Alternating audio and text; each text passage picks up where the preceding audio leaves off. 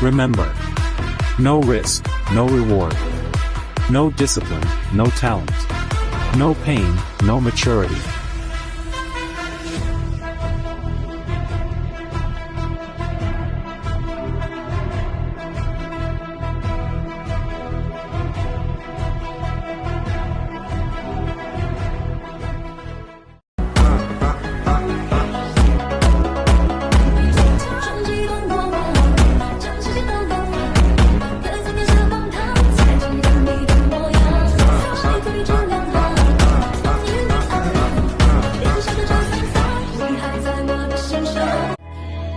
Baby, em nhà hoa là gió vì cho dù anh nhìn đâu cũng thấy em ở đó khi ánh trăng lên dần hay lúc mặt trời buốt anh chỉ thấy môi